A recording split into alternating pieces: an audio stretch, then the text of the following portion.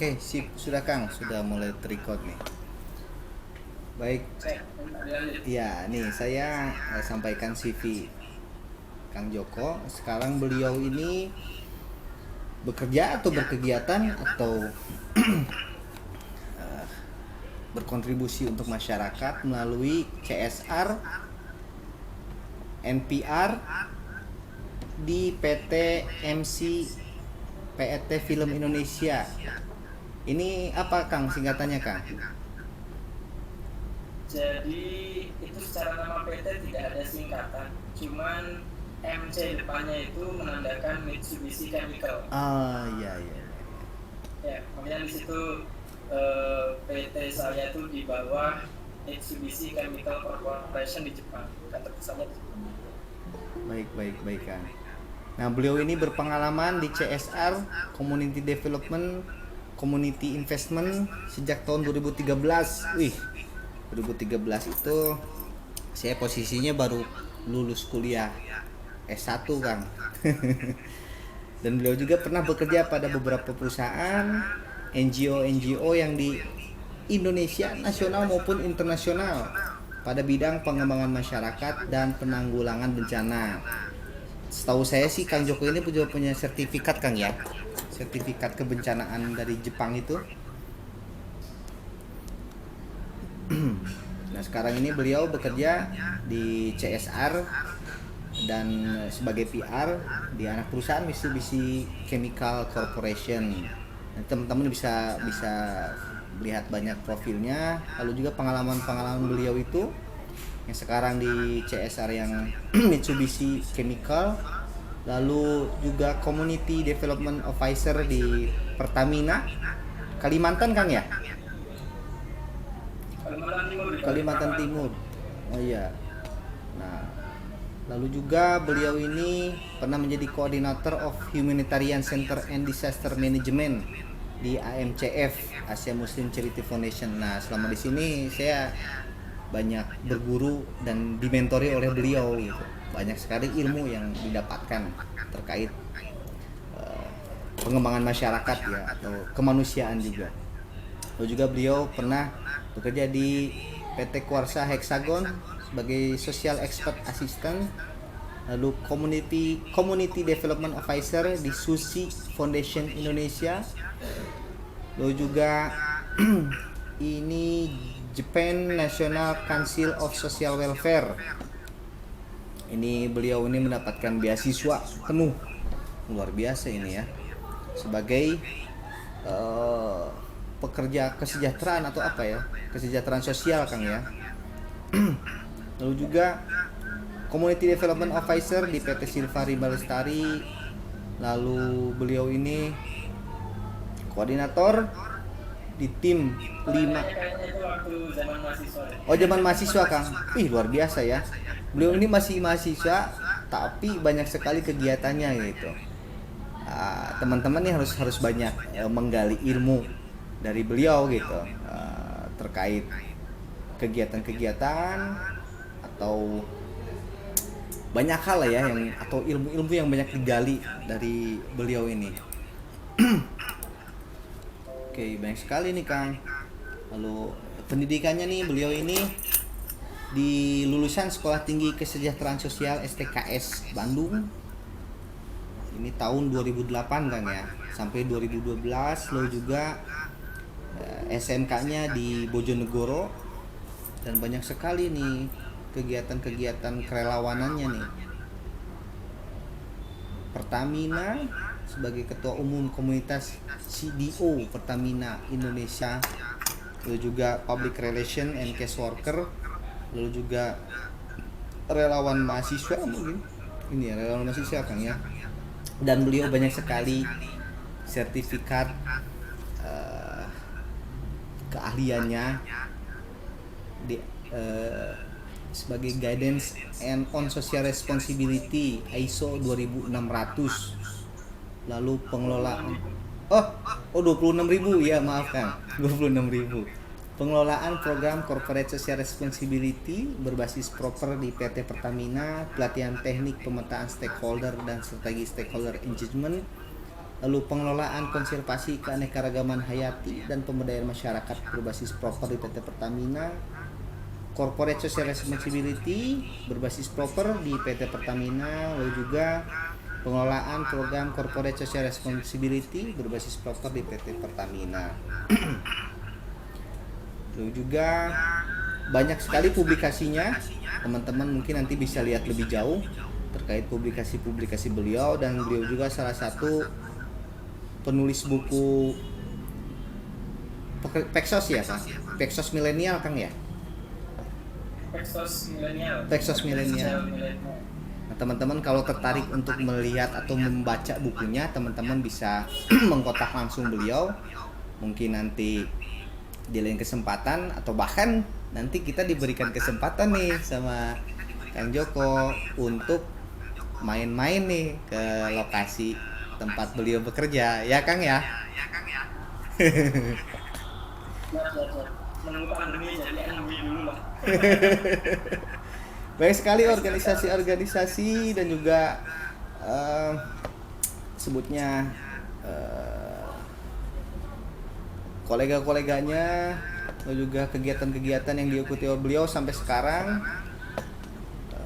Mungkin untuk tidak menghabiskan waktu yang cukup lama Kang ya, jadi lebih banyak untuk diskusi dan juga saling sharing terkait kegiatan CSR dan mungkin pengalaman Kang Joko selama di lapangan gitu dalam mengelola baik itu NGO maupun CSR begitu.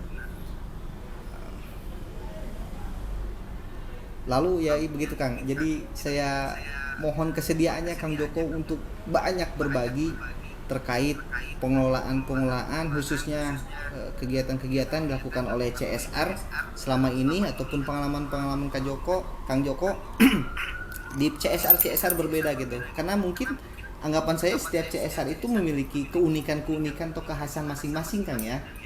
Jadi mungkin Kang Joko bisa berbagi secara lebih jauh gitu biar teman-teman bisa terbuka, dan bahkan mungkin teman-teman bisa diberikan cara atau kisi-kisi. Jadi ketika mereka lulus itu gimana sih biar mereka itu bisa mengakses atau bekerja di CSR gitu kan. Karena kebanyakan teman-teman ini bekerjanya di lembaga sosial gitu. Belum ada tuh yang masuk atau bergabung di perusahaan yang khususnya di bidang CSR-nya seperti itu Kang. Baik, begitu saja. Mungkin saya persilahkan langsung kepada Kang Joko untuk berbagi secara Mangga Kang. Oke. Baik. Terima kasih Kang Dian. Bismillahirrahmanirrahim. Assalamualaikum warahmatullahi wabarakatuh. Waalaikumsalam warahmatullahi wabarakatuh. Selamat sore Kang Dian, dosen gaul ya, luar biasa, masih muda tapi sudah bisa jadi dosen. Saya malah tidak melanjutkan kuliah, tapi ya itu karena melawan buahnya di pekerjaan gitu yang tidak tepat. Kemudian saya juga mau sapa teman-teman semua dari jurusannya apa nih Kang Dian, teman-teman? Ini jurusan pengembangan masyarakat Islam. Pengembangan masyarakat di UIN apa? UIN Sultan Maulana Hasanuddin Banten Kang. Sultan Maulana Hasanuddin. Oke. Ya, teman-teman sekalian, alhamdulillah kita sore ini bertemu. Tentu bukan karena kebetulan. Jadi ini adalah kehendak Allah gitu ya, yang kemudian saya harus hadir sore ini melalui undangan kalian untuk sharing dengan teman-teman gitu. Hanya sekedar sharing, maaf saya tidak sempat untuk membuat satu presentasi khusus, tapi setidaknya mungkin saya mau bercerita sedikit, tidak lama, mungkin paling lama 15 menit, sisanya lebih banyak silakan teman-teman bertanya apa yang menjadi unek-unek pikiran teman-teman, kebingungan, keingintahuan. Silakan mulai dicatat dari sekarang barangkali supaya tidak grogi hanya gitu ya, ketika menanyakan di sebanyak-banyaknya pertanyaan akan saya coba jawab sependek pengetahuan saya. Baik. Berbicara mengenai CSR itu relate-nya memang hubungannya adalah orang-orang yang bekerja, orang-orang yang punya background atau ke apa namanya kesukaan gitu di bidang sosial tentunya. Jadi bukan orang-orang yang bekerjanya itu maunya dengan mesin atau dengan alat gitu. Karena sangat berbeda sekali. Kita bekerja di CSR itu bekerjanya dengan manusia, yang manusia itu sangat unik dari sisi usia, dari sisi gender, dari sisi pengetahuan, dari sisi budaya, dari sisi suku. Nah itu selalu unik gitu ya. Jadi kita harus bisa memahami itu ketika bekerja di bidang CSR. Lokasi berbeda, model perusahaannya berbeda gitu ya. Kadang-kadang perusahaan batubara, perusahaan migas, perusahaan manufaktur dan lain-lain, itu juga akan khas ketika memberikan program kepada masyarakat. Kalau kita hubungkan antara apa yang menjadi core utama perusahaan dengan kontribusinya terhadap masyarakat. Nah, kemudian untuk CSR ini tentunya perusahaan ketika mau merekrut ya, karyawan gitu ya, karyawan untuk ditempatkan sebagai petugas CSR, melihat pengalaman gitu ya. Tidak sembarangan dia terima, misalkan orang teknik kimia gitu ya melamar di bagian CSR, jangan dilihat secara background satu nggak nyambung, yang kedua dia akan coba masih berhusnuzon misalkan, oh oke lah orang teknik kimia misalkan, tapi dia lihat oh pengalamannya dia ternyata punya aktivitas di yayasan apa gitu ya, atau dia membuat kegiatan sosial yang berkelanjutan gitu ya, dia punya perencanaan mengentaskan atau memberantas buta huruf pada anak-anak jalanan misalkan, dan itu dia lakukan selama periode tertentu, tidak sekedar volunteer satu kali doang ya, tapi dia berkegiatan sampai perencanaan, mulai perencanaan aktivitas sampai evaluasi gitu. Nah ini itu menjadi nilai plus, maka meskipun dia teknik kimia bisa jadi dia akan coba diterima gitu ya, sama perusahaan. Tapi intinya adalah ketika perusahaan itu mau menerima tugas CSR itu tentu dilihat dari backgroundnya sendiri.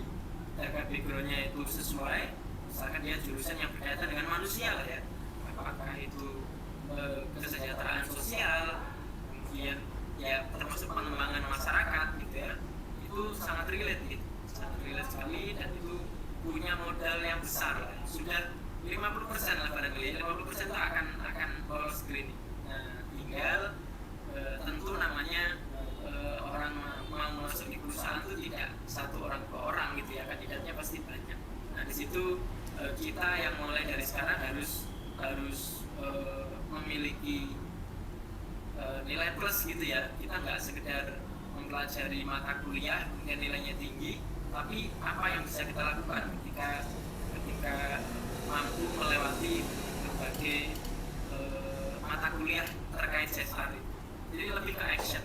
Jadi nilai saja itu tidak cukup membantu kita untuk diterima, meskipun ya nilai tetap penting ya, orang kan melihat nilainya dulu, nilainya bagus, oke, tapi sekarang dia bisa apa, dia pernah melakukan apa, itu modal penting teman-teman yang harus disiapkan dari sekarang. Makanya kalau jadi mahasiswa itu jangan sekedar jadi mahasiswa kupu-kupu ya, kuliah pulang, nggak pernah mau berinteraksi dengan komunitas, nggak mau berorganisasi, ya tentu kita tidak dikenal siapa-siapa dan kita tidak pernah diketahui orang kita bisa apa. Tapi kalau kita join di organisasi banyak gitu, banyak organisasi yang kita ikuti tanpa mengesampingkan nilai mata kuliah yang kita capai, ya itu yang ideal, dan itu yang saya lakukan. Jadi teman-teman jangan berkecil hati gitu. Oh iyalah enak lah, apa namanya, dia bisa ikut organisasi, segala sesuatunya udah dibeli oleh orang tua misalkan, dia nggak mikir macam-macam, sudah bisa optimal ikut organisasi. Nggak begitu juga, karena pengalaman saya pribadi, saya tidak didukung penuh oleh orang tua karena secara ekonomi tidak mendukung itu gitu ya, artinya kuliah dengan cari-cari dia sendiri gitu, harus dengan part time gitu ya ketika kuliah gitu. Tapi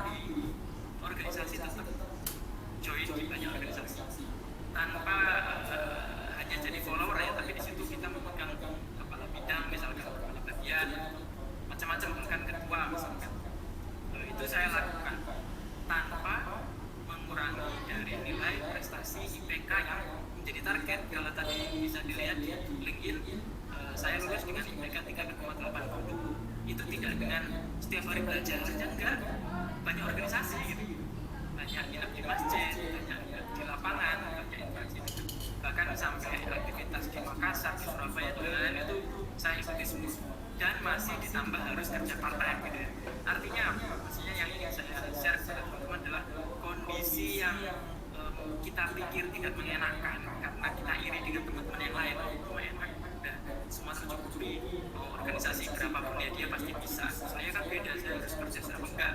Jadi jangan batasi itu, jangan membatasi kemampuan teman-teman sendiri. Kalau punya optimisme itu bisa gitu ya, dan saya pikir saya adalah contoh nyata itu gitu yang bisa teman-teman mungkin ambil hal positif. Nah, dari kegiatan yang banyak itu kita bisa seimbangkan antara organisasi, kemudian prestasi, dan juga kegiatan-kegiatan sosial. Itu menjadi modal yang sangat besar ketika saya harus bekerja dengan orang gitu ya. Saya pengalamannya di NGO dan juga di perusahaan khususnya untuk CSR. Jadi setelah lulus itu saya tidak pernah bekerja yang tidak berhubungan dengan CSR atau kemanusiaan. Kalau di perusahaan mungkin saya sedikit berbeda pengalamannya adalah menjadi peneliti ya, yang tadi di Bursa Hexagon itu peneliti sosial, makanya jabatannya sebagai social expert assistant, dia lebih kepada peneliti. Nah tapi yang lainnya di perusahaan lainnya saya sebagai pelaku langsung CSR. Nah, kemudian tips lainnya lagi adalah ketika teman-teman tadi sudah menyiapkan diri nih secara pengetahuan, secara skill, secara organisasi berjejaring, kemudian ketika lulus dan mau melamar CSR di perusahaan, jangan terlalu idealis, harus di PT A, harus di kota A, nggak susah.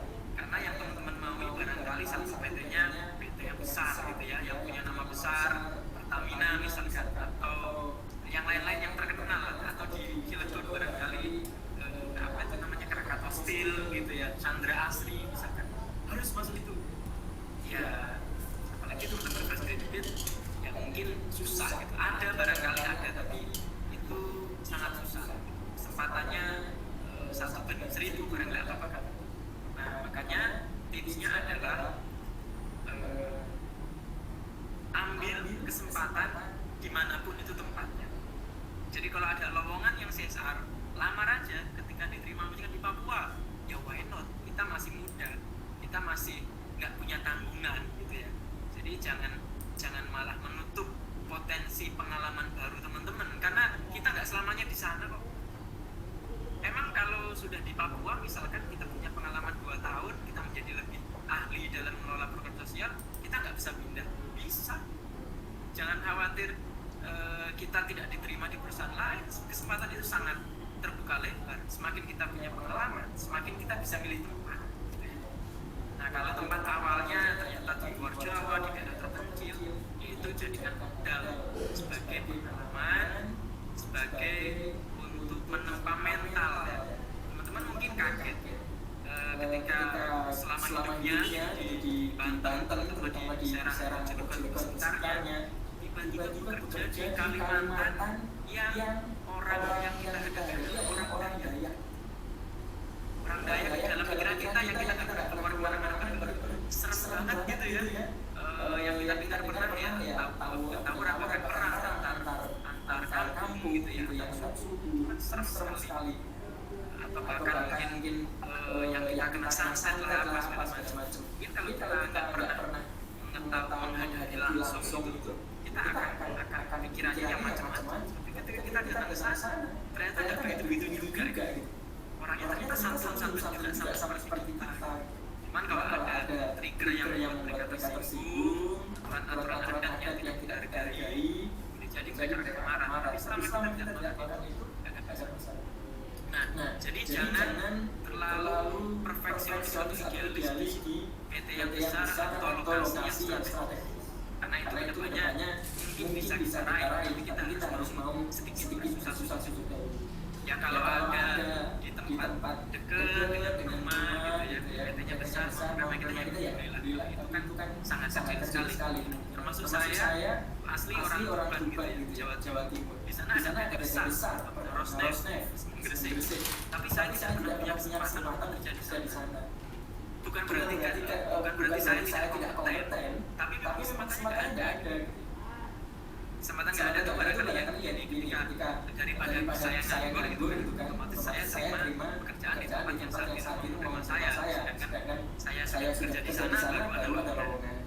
Itu kan nggak mungkin baru kerja sebulan saya resign masuk ke yang satunya kan nggak mungkin. Nah, jadi hal seperti itu yang membuat kita harus rasional bahwa memang tidak semua hal ideal akan meraih gitu ya. Ada masa-masa tertentu barangkali yang harus kita lewati, kita anggap sebagai pembelajaran, menambah diri, menambah pengalaman yang akhirnya itu akan membuat kita kedepannya akan bernilai gitu ya, secara pengalaman, secara kemampuan dan lain-lain. Nah, itu mengenai lokasinya. Ya, tadi sudah ya, tipsnya harus kalau masih graduate ada pengalaman kerja yang terkait besar, maka kegiatan selama masih mahasiswa, kegiatan yang sifatnya sosial dan bahkan pemberdayaan itu yang harus kita perbanyak selama kuliah. Yang kedua, jangan mencari lokasi yang terlalu strategis, karena itu pasti akan susah. Terlalu ideal nanti nggak pernah ngelamar, nggak pernah diterima gitu, akhirnya kita malah kerjanya nanti nggak nyampe, kita buka kerja besar nggak pernah sampai kesempatan. Nah, kemudian kalau sudah bekerja di CSR, ya tentu kemampuan apa sih sebenarnya yang dibutuhkan kita mau bekerja di bidang CSR. Yang pertama, komunikasi jelas ya. Kita kerja dengan orang itu nggak bisa kalau kita tidak bisa kasih. Jadi kalau kita sekarang orang yang merasa introvert atau malu, berarti nggak bisa. Tapi harus dilatih dari sekarang. Jangan juga terlalu membatasi diri bahwa saya kan introvert, jadi saya nggak cocok deh CSR. Ya kalau sudah mentalnya itu yang nggak akan bisa. Orang bisa itu kan biasa. Orang bisa karena dilatih. Orang bisa karena belajar mau berubah. Selama keinginan itu tidak pernah muncul, kan tidak bisa berubah. Jadi komunikasi ini penting. Jadi jangan yang sudah terbiasa public speaking-nya bagus ini udah modal. Karena modal kita adalah berkomunikasi. Tapi komunikasi juga tentu nanti ada ilmunya, tidak semuanya kita omongkan gitu ya, yang jadi rahasia perusahaan akan kita share ke masyarakat juga gitu. Tapi intinya adalah bisa menyampaikan pesan yang diinginkan oleh perusahaan dan itu bisa disampaikan dengan benar kepada masyarakat. Jangan berjanji kayak politisi gitu ya, perusahaan nanti ditagih-tagih, itu ada tekniknya. Jadi intinya adalah mengkomunikasikan secara benar apa yang diinginkan perusahaan ke masyarakat. Itu ya komunikasi.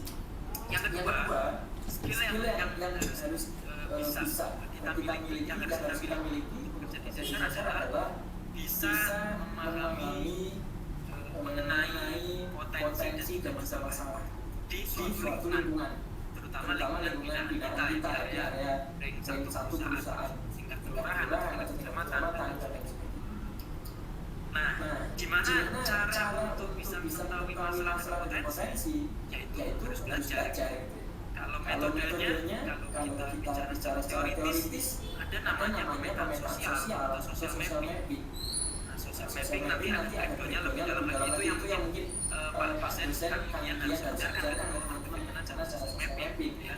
Materi sudah banyak lah di internet, bisa dikumpulkan, atau bahkan kalau perlu mungkin dosen-dosen harus training di yang ahlinya, ya itu silakan sebagai pengembangan kapasitas dari dosennya sendiri untuk bisa menyampaikan cara social mapping yang benar. Karena social mapping ini udah skill, sifatnya skill, maka semakin orang berkompeten yang melakukannya, hasilnya akan semakin baik, hasilnya akan semakin valid. Tapi kalau yang kerjain juga malas-malasan gitu ya, harusnya datanya harus diambil tapi dia nggak ambil, ya hasilnya itu saja, itu hanya sebatas laporan, bisa valid dengan kondisi aktual kita. Nah, tapi setidaknya teman-teman harus punya skill itu ya, pemetaan sosial, capture apa yang menjadi masalah, apa yang menjadi potensi, sehingga itu nanti bisa kita kelola menjadi program gitu. Jadi program bisa berangkat dari potensi, bisa berangkat dari masalah. Nah, jadi itu harus bisa. Lalu kita kerja di CSR jangan terlalu dekat dengan masyarakat sehingga terjadi konflik kepentingan. Konflik kepentingan, mentang-mentang kita di kampung A gitu ya, udah menetap 5 tahun gitu. Kita dekat nih dengan siapa gitu, meskipun dia bukan yang punya jabatan, tapi kita dekat, kemudian ya CSR-nya kesini aja lah, padahal secara kevalitan kenapa dia harus kita bantu itu nggak pernah terukur. Nah ini berbahaya sekali gitu ya. Jadi teman-teman sudah tidak lagi objektif di situ. Padahal kita sebagai perwakilan perusahaan juga harus objektif dalam program yang berdasarkan dari fakta di lapangan, memang itu perlu kita bantu tanpa ada titipan dari partai apa, tanpa ada titipan dari pejabat mana gitu ya. Itu program bisa berjalan. Karena CSR kan sejatinya tidak seperti yang orang lain pikirkan. CSR kan gampang, dia tinggal ada duit, kasih, mereka berterima kasih kepada kita, sudah selesai. Nggak seperti itu, nggak sesederhana itu. Karena kalau kita bicara CSR, corporate social responsibility, ya trennya memang berubah ya. Tren dulu mungkin filantropi, misalnya sunatan massal, pokoknya gratis, pokoknya sembako, bukan berarti itu salah ya, itu benar juga karena sesuai kebutuhan. Tapi kita tidak puas di situ karena kita harus membawa idealisme. Dan masyarakat supaya mandiri gimana sih? Itu harus dipikirkannya melalui programnya harus terencana, punya target dan dievaluasi. Jadi kita harus punya idealisme, tidak sudah bisa kemampuan perusahaan dengan program budget CRI gitu ya. Tapi kita harus memikirkan bagaimana benar-benar orang yang kita anggap perlu kita bantu. Misalkan ada satu kampung yang di situ kegiatannya memulung gitu ya, memulung bertahun-tahun sampai 20 tahun, 15 tahun mungkin ya, misalkan itu kalau itu memang dianggap sebagai suatu masalah di lokasi kerja teman-teman nanti, ya itu harus kita bikinkan program. Kenapa sih mereka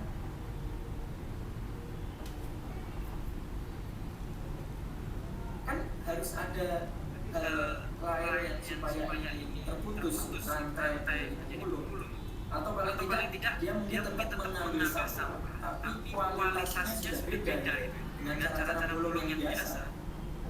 Itu kan harus dibikin program, dipikirkan.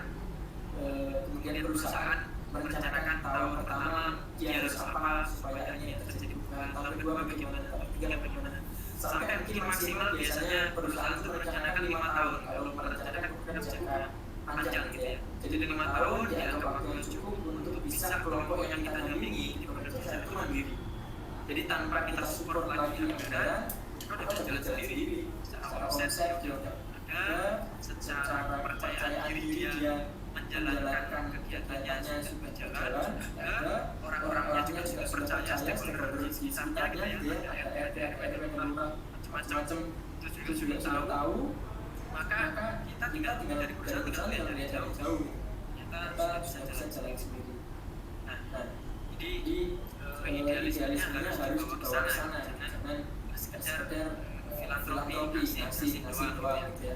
Kegiatan yang sifatnya event itu boleh, tapi itu tidak menjadi target utama kita. Itu hanya sekedar ya ada kegiatan. Nah, kemudian CSR itu yang programnya bidang-bidangnya sebenarnya umum yang menjadi fundamental kita penuhi. Hanya yang mesti pendidikan, kesehatan, kemudian lingkungan, ekonomi. Jadi paling tidak 4 hal itu. Kalau mau menambah mungkin budaya gitu ya, seni budaya, termasuk olahraga di sana, keagamaan, itu kalau mau dikembangkan lebih jauh lagi. Tapi paling tidak kebutuhan fundamental orang untuk bisa mandiri itu kan di kesehatan, di pendidikan, di lingkungan, di ekonomi. Nah, di situ yang kita mainkan, kita lihat menyesuaikan kondisi di lapangan. Lingkungan misalkan, lingkungan ternyata dia areanya di hutan saya selama berkali-kali di hutan Kalimantan, di hutan Kartanegara, di situ hutan tanaman industri, masyarakatnya nanam sawit. lingkungannya apa? Karena kita di tengah hutan, maka kita program lingkungannya adalah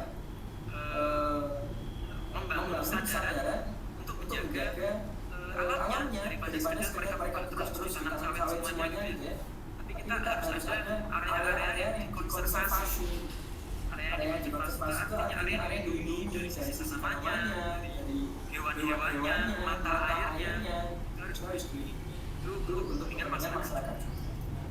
Nah, kalau daerah lain jelek-jelek bisa diserak ya mungkin beda lagi karena di sini juga ada hutan, misalnya di kota Serang, masa kita mau bikin hutan di situ nggak ada lahan, jadi mungkin kegiatannya beda sama-sama lingkungan, mungkin terkait dengan siat sungai sehingga tidak terjadi banjir kayak kemarin ya, semua kaget kali banjir luar biasa di Serang yang tidak disangka gitu ya.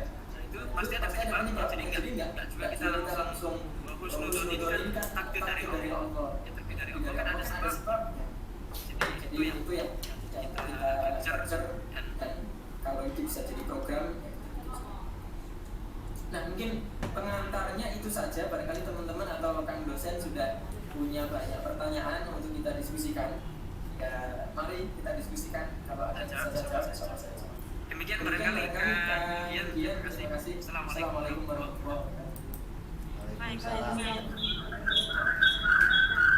Jadi Kang Joko saya itu sebenarnya kalau di kelas itu suka julid sama CSR seperti yang Kang Joko bilang, karena trennya zaman dulu itu kan trennya cuma hibah kan ya, charity gitu ya. Makanya saya tidak tahu nih perkembangan CSR yang terbaru, bahkan memang kesulitan bukan saya khususnya mungkin ya untuk mencari informasi terkait CSR yang ada di Provinsi Banten gitu. Yang ada pun sudah mereka merapat ke Bapeda Provinsi, dan yang kegiatan lakukan itu masih trennya itu charity hibah yang berbasis kebutuhan dasar. Sangat menarik sekali Kang. Jadi saya terbuka nih pikiran saya, jadi sudah tidak ada juli-juli lagi nih terhadap CSR. Oke, baik, kepada teman-teman mahasiswa nih, jika ada yang ingin bertanya silakan langsung saja. Boleh menyalakan mic-nya lalu menyampaikan pertanyaan kepada beliau. Mangga. Boleh, Kalisa gimana? Ya baik, assalamualaikum warahmatullahi wabarakatuh. Sebelumnya saya ucapkan terima kasih kepada Bagian yang telah memberikan kesempatan kepada kita semua untuk memberikan banyak pertanyaan kepada Pak Joko. Dan selamat sore kepada Bagian dan kepada Pak Joko. Salam kenal, saya Karisani Halim dari kelas PMI 4C. Luar biasa sekali ya pengantar yang Pak Joko sampaikan kepada kita semua mengenai tentang CSR dan bagaimana ya CSR bagaimana kinerja dan proses masuknya. Nah, saya ingin tahu tidak pertama kali apa sih yang membuat Pak Joko termotivasi untuk menjadi seorang praktisi CSR sehingga sampai sebanyak ini lawanannya gitu. Lalu kemudian yang kedua, Pak Joko ini masuk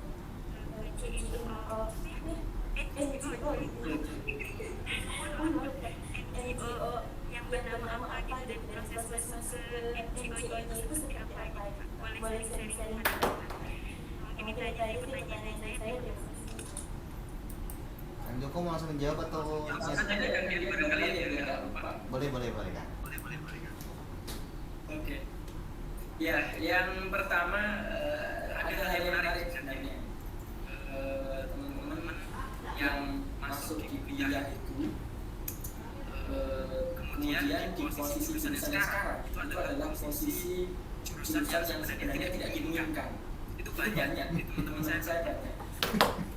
Saya juga kalau tadi dilihat di profil SMK jurusannya geologi pertambangan.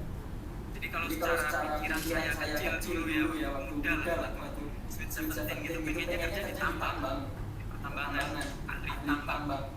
Tapi itu ternyata nasib mengatakan lain dan saya masuk di kampus saya namanya Sekolah Tinggi Kesejahteraan Sosial, belajar ilmu pekerjaan sosial.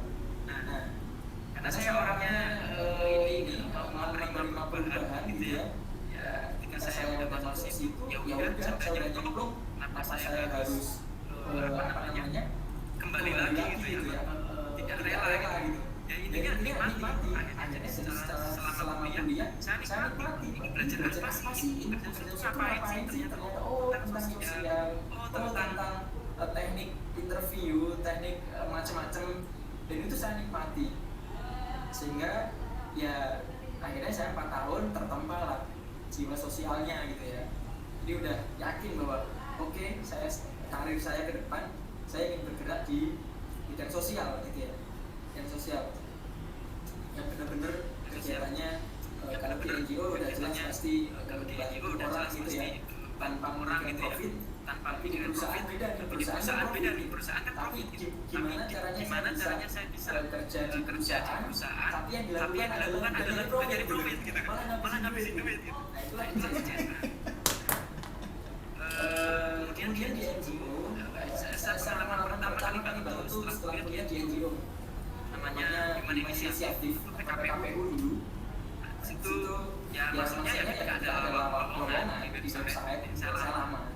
Jadi kan kita apalagi di zamanku 2013 ya kita udah modern lah ya, banyak lowongan pekerjaan yang kita sosial kerjanya lembaga itu, jadi tinggal tanya yang aktif apa enggak. Jangan scrolling yang bermanfaat. Main TikTok boleh, saya pun main TikTok ya, tapi saya sortir mana-mana yang saya lihat itu adalah benar yang ada manfaatnya gitu, tentang motivasi, tentang masuk perusahaan sekarang kan ada main TikTok juga, jadi saya bisa banyak info perusahaan di sana. Nah begitu juga teman-teman. Nah NGO saya masuk kemudian ya kegiatan sosial gitu ya. Cara masuknya gimana yaitu tadi dari website. Nah kemudian saya berpikiran itu tadi gimana saya bisa masuk perusahaan, karena gambarannya kayak gini. Kalau kita berbicara nggak bermaksud membandingkan yang terlalu gimana, tapi secara kesejahteraan baik dari sisi gaji ataupun fasilitas itu memang beda. Perusahaan dengan NGO itu udah jelas ya, karena ya NGO kan nggak dapat profit gitu ya, masa kita kerja di NGO mau gajinya belasan juta kan nggak mungkin. Kalau perusahaan nggak mungkin, bisa jadi perusahaan emas, perusahaan itu pasti gajinya tinggi. Tapi yang kegiatannya sosial gitu, maka saya tertantang lah untuk masuk perusahaan kerjanya CSR. Dapatlah itu saya dari Jawa dan dapat di di Kalimantan Timur yang barangkali banyak orang nggak mau ya, apalagi teman saya gitu, mungkin pikirannya lain, jauh nanti gimana pikirannya jelek semua gitu ya, lalu overthinking. Kalau saya santai aja. Kalau kita merasa kita tidak macam-macam, ya masa orang mau ngikutin kita kan nggak mungkin. Selama kita perilakunya baik, positif, tentu orang juga dan itu benar. Saya bisa berbuat baik dan masyarakat yang bersikap juga bisa menerima saya dengan. Cuma memang ya ada tidak enaknya gitu ya. Tidak enaknya apa? Misalkan ada kerjaan yang lokasinya remote gitu ya, lokasinya kecil, nggak ada internet, nggak ada sinyal. Jadi habis nggak berguna di sana gitu ya. Di sana nggak ada sinyal gitu. Hanya Telkomsel, itu Telkomsel yang harus di kotanya di kecamatan. Lainnya nggak ada sinyal.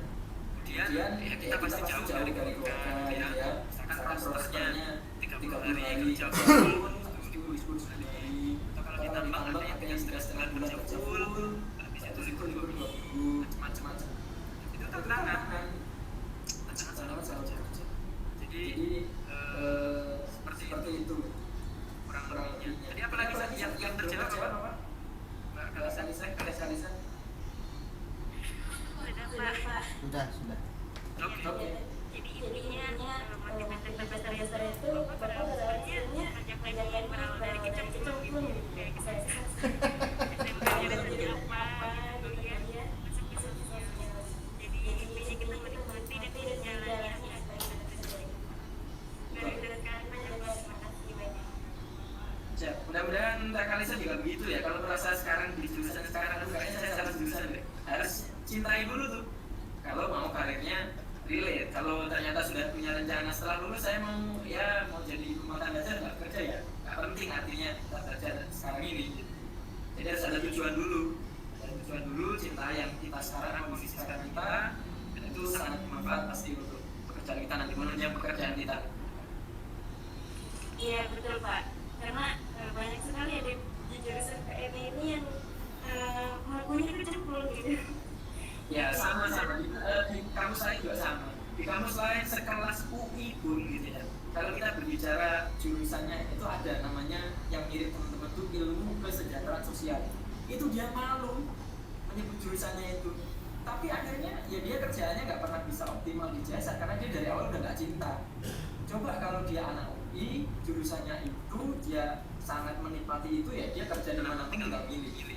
Tapi kan nyatanya ini kalah sama saya karena dia nggak punya passion itu, sedangkan saya meskipun dari kampus kecil tapi punya passion itu, dan akhirnya perusahaan juga pasti bisa melihat ketika diperbandingkan, oh anak ini yang benar-benar, orang ini yang benar-benar secara passion dan keinginannya besar, yang ini meskipun kampusnya nggak besar tapi ya dia nggak punya semangat untuk kerja di gitu. Jadi jangan khawatir terkait kampus atau jurusan itu nggak relate 100% gitu ya. Yang penting teman-teman punya aksi apa gitu selama kuliah atau selama punya pengalaman sendiri yang ada hubungannya dengan sosial, dengan kegiatan pemberdayaan, pasti itu menjadi nilai lebih gitu. Kalisa sudah cukup. Iya Pak. Insya Allah. Ya memang Selamat betul sekali, Pak. Kang Joko, banyak sekali kecemplung, bahkan pilihan ketiga bahkan. Oke teman-teman yang lain, ada Jangan berhati-hati. ingin bertanya? Gimana Sela? Silakan. Pak, saya mau tanya dong, kalau misalnya peluang untuk kita kayak di bagian CSR itu kalau di kota-kota besar tuh susah atau mudah sih Pak, atau gimana, tergantung dari kayak nilai kita juga atau gimana gitu Pak? Selain tergantung nilai apa tadi? Apa tadi? Apa Pak? Maksudnya tuh Selain juga kayak nggak tahu juga sih tergantung nilai, karena akreditasi kampus juga mungkin kadang mempengaruhi nggak sih? Oke. Pertanyaannya di kota besar ya. Di kota besar itu kan juga banyak di situ. Tidak selalu di kota besar itu perusahaannya pasti besar. Kan ada dia di kota besar perusahaannya kecil, kan ada. Gitu ya. Semakin besar perusahaan, maka dia akan semakin ketat dalam memberikan kualifikasi gitu ya. Karena yang lamar bisa ribuan gitu. Misalkan sekarang ini saya kasih bocoran ya. Pertamina lagi sekarang ini mulai dari kemarin 29 Maret sampai 8 April kalau tidak salah, dia membuka lowongan namanya CSR Officer. Levelnya CSR Officer. Kalau teman-teman belum kebayang di perusahaan itu, levelnya adalah untuk sarjana itu ketika dia masuk di officer.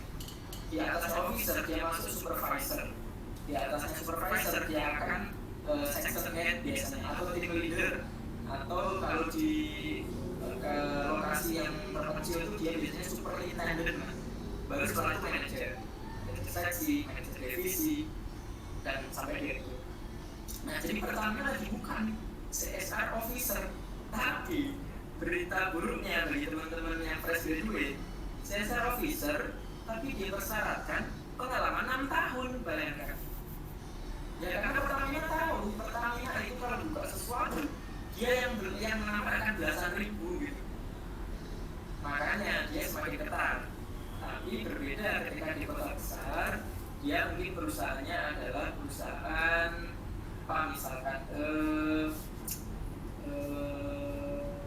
Tokopedia terlalu besar sih, apa ya, yang kecil lah, misalkan dia perusahaan apa, perusahaan yang kecil ya, intinya perusahaannya kecil, perusahaannya tidak semewah Pertamina gitu. Ya tentu dia standarnya akan di bawah dari itu. Misalkan dia mensyaratkan misalkan pengalaman 1 tahun, kan tidak pengalaman di sana dia melamar. Itu tergantung daripada besar kecilnya perusahaan. Kemudian apakah memenuhi akreditasi jenis kampus, rasanya statement dia keluar itu sudah tidak pernah rasis seperti itu ya. Saya kan hanya terima kalau dari ini. Kalau secara yang dia tampilkan publik, tapi namanya orang mau menerima. Jadi ini saya kasih bocoran mindset atau cara berpikir orang perusahaan ketika merekrut orang. Jadi gini, tahapan masuk perusahaan itu panjang, mulai dari administrasi, kemudian ada psikotes, gitu ya, ada interview HRD, ada interview user, ada interview top manajemen, medical check up, baru kita diterima. Nah, kalau kita levelnya itu sarjana, gitu ya, kita mainnya si manajemen itu dia berpikir akan cocok ketika interview user. Bisa jadi kita nilainya bagus, bisa jadi kita pengalamannya banyak. Kita merasa tesnya bisa dilalui semua tes aja, terus diajar semua lah bisa gitu. Tapi ketika user itu udah user yang menentukan dia cocok apa karena user yang akan pakai teman-teman pakai artinya kerjanya akan sehari-hari akan bareng orang itu. Nah, tapi kadang ada pemikiran teman-teman yang nggak tahu di luar itu. Nanti dia hanya terima yang keluarganya masih ada temannya, depannya atau bahkan dia dikasih duit sehingga dia terima. Itu pemikiran jelek yang ya itu zaman korupsi itu masih mungkin luar biasa sebelum 98 gitu ya. Tapi sekarang perusahaan namanya orang kerja di perusahaan itu adalah orang-orang yang memang terpilih secara integritas gitu ya. Dia nggak mau korupsi, dia nggak mau KKN yang mengarah ke sana, itu sudah menjadi jiwa-jiwanya orang perusahaan. Kecuali perusahaannya yang memang perusahaan keluarga misalkan. Teman-teman mungkin nggak tahu ya, ada perusahaan keluarga itu. Di situ yang semua level direktur itu memang keluarganya dia. Mau dia cakap dan melakukan, ya tapi itu hanya dia yang punya perusahaan. Nah, tapi yang lain, saya pikir itu jangan pikiran negatif itu udah nggak ada. Bener-bener memang user akan memilih sesuai yang kiranya cocok gitu. Seperti itu. Terus mengenai akreditasi tadi udah seperti itu. Asalkan cocok ya sampai waktu interview usernya merasa cocok pasti diterima teman-teman. Gitu sih kurang lebihnya. Baik Pak, berarti kalau misalnya nih kan tadi Bapak sempat bilang ya setelah menjaga dulu kalau kita contohnya kayak di Pertamina itu kan kita mendaftar selama 3 tahun itu 6 tahun. Itu gimana tuh Pak sama sarjana yang fresh graduate itu yang baru lulus cuma pengen coba buat kerja SR gitu Pak? Apa setiap perusahaan ada kayak minimalnya di bidang kerja? Iya makanya itu kan tergantung perusahaan. Jadi kalau kita mau berkarir di bidang CSR, maka jangan terlalu memilih perusahaannya harus perusahaan punya nama gitu ya, besar, lokasi harus di kota besar. Ya nggak berdapat kita. Mereka milihnya kan yang berpengalaman. Makanya supaya kita bisa diterima, maka carilah itu bahwa yang mungkin di Papua, mungkin di di Kalimantan, di NTT, di mana yang kebanyakan orang mau. Tapi jadi punya kita bisa balikan. Kalau udah punya pengalaman kita bisa kembali dengan milih. Tinggal milih itu artinya kita udah punya pengalaman, kita udah kerjaan udah baik gitu kan. Jadi kan itu menjual CV kita juga. Kita melamar pekerjaan selanjutnya. Misalkan kalau lowongan ada lowongan di Chandra Asri, dia punya minimal 3 tahun gitu. Yang pengalaman CSR ya kita dari Jayapura melamar gitu di Chandra Asri. Kalau pengalaman kita ada Kuning jadi terasa dia orang Serang harusnya cocok ini gitu. Apalagi dia pengalaman udah banyak gitu. Pasti bisa diterima. Tapi kalau yang masih fresh graduate, ketika dilakukan CSR itu yang mendukung lagi ketika perusahaan mensyaratkan ada pengalaman, teman-teman pengalamannya bisa dari itu aktif organisasi yang bidang sosial gitu ya, bahkan melakukan proyek-proyek berdaya masyarakat ketika masih mahasiswa loh ini. Nah itu menjadi CV yang jual ketika kita interview user atau ketika mereka baca CV kita. Nah itu bisa menjadi nilai plus Jadi misalkan nih si HRD harusnya ada pengalaman 1 tahun, tapi kemudian dia baca, oh ini dia pengalaman dari semester 6 nih, dia kegiatan kebudayaan, jadi ketika sampai lulus dan cukup 1 tahun, bisa jadi itu gitu. Itu mendukung, bisa mendukung untuk HRD memilih kenapa kita harus dipanggil untuk proses berikutnya untuk diterima di perusahaan. Gitu TSL. Baik Pak, terima kasih banyak Pak. Sami.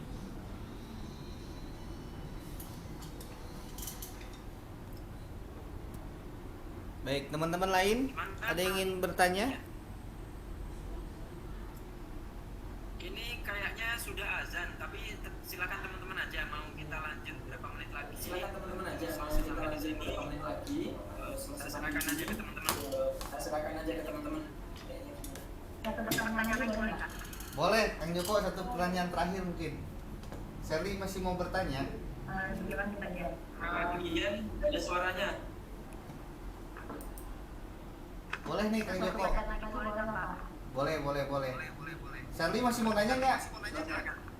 Mau Pak, boleh nggak? Dua Kang Joko, 2 pertanyaan mungkin. Pertanyaan jangan panjang-panjang ya. Boleh. Ya mangga, Lilin sama Sherly. Iya Pak. Pertanyaan dari Ririn. Pernahkah suatu CSR perusahaan menjalankan program kepada masyarakat tapi tidak Gimana? Tidak. Putus ya suaranya. Putus itu. Jadi kan kalau misalkan CSR ini kayak memberi program itu kan kepada masyarakat tujuannya untuk peran ataupun lainnya ya. Tetapi kalau misalkan tidak sesuai rencana sehingga tidak berhasil atau terhambat, bagaimana Pak cara memilih hambatan tersebut? Bisa dijelasin nggak Pak? Insya Allah. Langsung aja Kang, pertanyaan kedua Sherly gimana? Oke, terima kasih.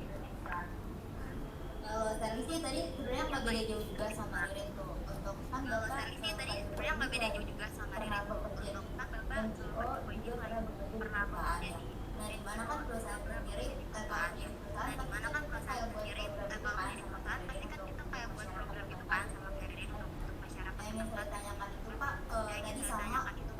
tadi sama program kerja apa yang telah Bapak dan Pak Joko dan saya lakukan untuk di lingkungan perusahaan Bapak sama juga pada satu lagi mungkin apa namanya selama Bapak terjun di CSR ini itu kayak apa namanya kesulitan terbesar apa sih yang pernah Bapak temukan selama terjun di CSR mungkin gitu sih Pak. Oke. Ya, Bang Joko mau saya ulangi pertanyaannya? Boleh, kalau dari cara boleh. Oke, yang pertama kesulitan mungkin dari Sherly dan menyambung ke Ririn itu cara menanggulangi kesulitan-kesulitan tersebut di lapangan ketika pelaksanaan program. Lalu yang kedua itu apa aja sih kegiatan atau program-program kerja yang sudah terlaksana yang sudah dilakukan oleh Kang Joko selama ini, baik di NGO maupun CSR ya Sherly ya? Iya betul Pak. Ya. Baik, mungkin begitu Kang. Ya, jadi program CSR ini memang kita tidak perfeksionis bahwa semua program yang kita coba luncurkan itu pasti berhasil. Semua program yang kita jalankan itu pasti berhasil 100%. Itu enggak. Kenapa enggak? Ya karena kita objeknya adalah manusia, tidak seperti satu ditambah satu pasti selalu dua. Kan kita cuma mutlak ya. Kalau mungkin kegiatannya adalah membangun jembatan, membangun CK itu udah pasti berhasil. Itu jelas. Ukurannya adalah hal fisik. Tapi kan pemberdayaan nggak sesederhana itu. Kita membangun manusia, membangun pemikir manusia, membuka aktivitas manusia yang kita pikir tidak produktif atau tidak berdaya, jadi kemudian berdaya untuk menghasilkan income tambahan, untuk menghasilkan pola pikir perubahan yang baru. Nah, tapi misalnya kita udah tahu 100% tidak mungkin berhasil semua, tapi tidak juga kita ngasal gitu. Kita harus merencanakan, membuat perencanaan. Perencanaan dari mana? Dari social mapping. Social mapping itu dia mengenali potensi-potensi di daerah itu, masalah-masalah di daerah itu, tokoh-tokoh kuncinya siapa yang punya peran apa, kepentingan apa, segala macam itu jadi satu kajian yang harus berdasarkan fakta di lapangan. Kemudian itu oleh manajemen diramu jadi kayaknya ini yang secara tingkat keberhasilan barangkali gitu ya kita bersangka bahwa ini bisa berhasil dengan sebab segala macam dari tadi masalah dan potensi. Tapi ketika dilaksanakan di lapangan ya tentu sangat fleksibel sekali, tergantung orang-orangnya. Tadi kan baru pemetaan awal tuh, kalau laksanakan di lapangan ternyata permasalahan itu yang muncul saja gitu ya. Nah, yang umum dengan penggunaan kapasitas jadi hambatan ketika melaksanakan di lapangan itu hambatannya adalah intervensi pihak-pihak yang tertentu yang punya power di dalam masyarakat gitu ya, yang ingin mengarahkan program sesuai dengan kepalanya dia. Padahal dia punya dasar. Kan kita yang melakukan kajian, tapi kan kita nggak bisa berdebat di situ karena beliau tokoh, karena beliau lurah, misalnya beliau camat, itu nggak bisa langsung kita main berdebat malah jadi kan antara masyarakat nggak berjalan baik. Tapi bagaimana kita bisa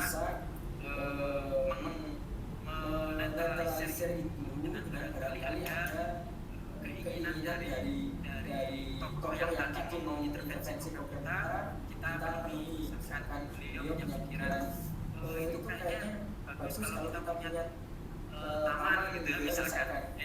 Ini sisi lain dari program CSR, ada beberapa hal yang mungkin di luar dari idealisme pemberdayaan masyarakat yang harus kita nggak ada masalah sepanjang tidak untuk kepentingan pribadi ya kan. Sepanjang itu kepentingannya itu untuk umum nggak ada masalah, meskipun secara pemetaan program kayak ini nggak bisa sukses, ini hanya sekedar dibangun udah, tapi nggak ada apa-apa daripada dia ngerecokin program kita nggak jadi sesuai dengan idealisme kita harus siapkan strategi lain. Salah satu caranya memenuhi apa yang dia harapkan sepanjang bukan untuk kepentingan pribadi atau mengkayakan dia sendiri. Jadi kalau kita mendapatkan itu yang paling susah kalau udah dapat intervensi keinginan dari tokoh kunci tertentu gitu ya. Itu sih yang bikin susah atau kendala lainnya adalah tadi yang masyarakat yang kita jadikan sebagai sasaran program kita anggap oh kayaknya ternyata ketika jalan di lapangan ternyata pada ini orang-orang yang semangat misalkan dia ternyata harus pindah lokasi gitu ya, dia nggak tinggal di situ lagi, atau mungkin dia meninggal atau dia kena musibah, orang-orang yang proaktif gitu ya, dia kena musibah, harusnya jalan lagi nih karena ada salah satu penggerak yang dia akhirnya jalan. Itu adalah kendala di lapangan dan itu menjadikan targetan dari program kita bisa jadi tercapai meskipun kita udah keluar biaya misalkan tidak sesuai harapan. Kalau mati sama sekali sih nggak juga, tapi setidaknya target pencapaiannya menurun atau dia stagnan gitu, nggak kreatif. Karena kan kemajuan program itu kan tergantung dari si yang melaksanakan sendiri. Ketika kita ada uang, kita udah kasih pelatihan, kita kasih modal, kita kasih tempat segala macam, ternyata nggak jalan juga, itu berarti kan problem di merekanya gitu ya. Kurang lebih begitu kan, Dian, Mas Lucian dan teman-teman semuanya. Baik teman-teman, sangat menarik sebenarnya Kang Joko. Banyak sekali ilmu yang bisa digali dari Kang Joko ini. Cuman memang kita keterbatasan waktu. Mungkin nanti lain kali kami berharap gitu kami bisa belajar langsung. Semoga saja pandemi segera berakhir dan ada sebutnya apa ya, kebijakan yang memperbolehkan mungkin ya kami nanti bisa silaturahim ke studi langsung ya di lapangan, atau mungkin bahkan kita bisa melihat langsung program-program yang sudah dilaksanakan oleh Kang Joko melalui desa-desa binaan mungkin Kang Joko ya. Oke. Baik, Sama mungkin sebelum berakhir ini saya mau share satu aja yang terkait CSR ya, lowongan gitu. Kadang teman-teman mungkin tidak bisa kerja di CSR itu karena tidak punya informasi. Tapi karena sekarang zamannya sudah begitu mudah secara digital, nah saya bisa rekomendasikan salah satu akun IG Instagram yang dia rutin untuk menginformasikan lowongan khusus CSR dan khusus di perusahaan gitu ya. Jadi sangat spesifik. Nah, teman-teman bisa nanti follow IG itu, lalu pelajari setiap lowongan dari perusahaan apa sih yang dia minta gitu. Syaratnya apa sih? Lokasinya di mana sih gitu. Nanti teman-teman bisa tahu. Oh iya ya, ternyata memang lokasi-lokasi yang banyak membutuhkan CSR itu ternyata di Kalimantan gitu, ternyata di Sulawesi, ternyata di mana. Sedangkan di Jawa ini sangat kecil gitu. Nah, itu bisa membuka pikiran teman-teman, ternyata oh iya ya saya oke lah, mungkin nggak perlu harus idealis pertama kali kerja harus langsung di Serang, harus langsung di Cirebon. Oh ya, aku masih di kampus, masih kuliah. Nah alamatnya itu bisa di searching nanti ya. namanya info lowongan kerja.csr. Ada aja jadi di lowongan kerja digabung ya, lowongan kerja.csr. Silakan di follow, dipelajari nanti itu. Di situ kan di arsipnya, di feednya itu ada berbagai perusahaan yang posting terkait CSR. Di situ ya bahasa Inggris juga banyak di situ informasi dia publish bahasa Inggris, artinya kemampuan bahasa Inggris juga penting untuk biasa mumpung masih mahasiswa, masih ada waktu, silakan di dalamnya juga bahasa Inggris itu untuk nambah teman-teman. Mungkin demikian Kang Dian, terima kasih semuanya. Mudah-mudahan tadi yang merasa nyemplung sudah bisa mulai diikuti. Dan kalau mau sudah ada yang serius di bidang CSR ini, maka pelajari semua yang berkaitan dengan CSR, pemerintahan sosial, bikin program, evaluasi, macam-macam lainnya. Silakan dimakan semua di waktu mahasiswa ini, praktek di volunteer apa yang sifatnya kebudayaan. Nanti selamat berjuang berkompetisi untuk diterima sebagai karyawan perusahaan CSR. Baik, terima kasih banyak Kang Joko. Dan kayaknya di diskusi ini saya tidak akan memberikan kesimpulan.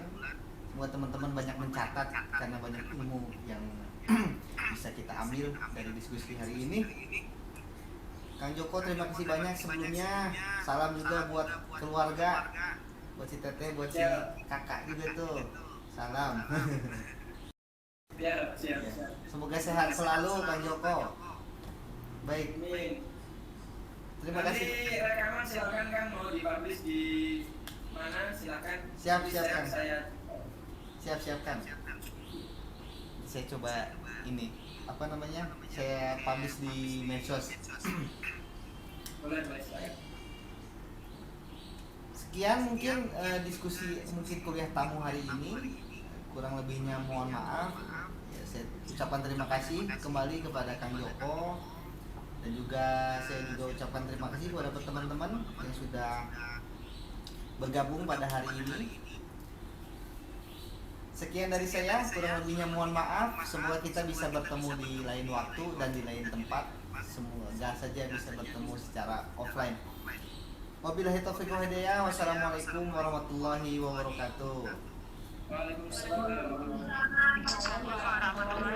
Kumohon Kang Joko, terima kasih banyak. Ya, mari Kang. Mau foto bareng?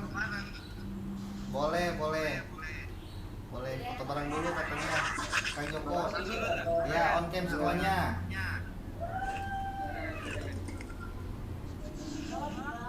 Ayo on cam dong. Fitria Esa on cam.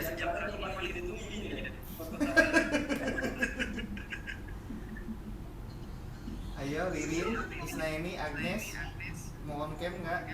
Abid.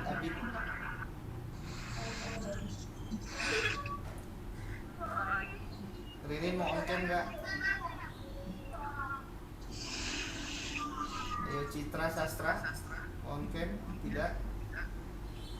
Sudah ya? Siap, tahan 3, 2, 1. Oke, sudah. Terima kasih. Ya, terima kasih banyak Mas Joko. Ya. Waalaikumsalam warahmatullahi wabarakatuh. Terima kasih.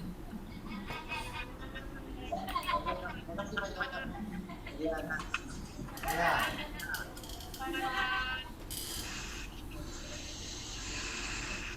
Maka itu bukan karena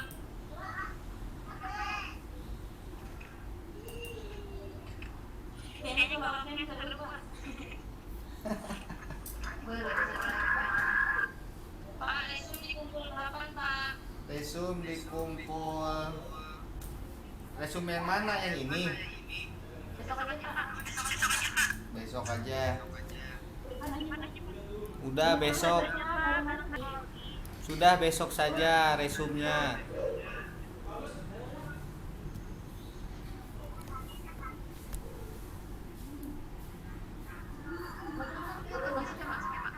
Jumat UTS. Tidak ada UTS.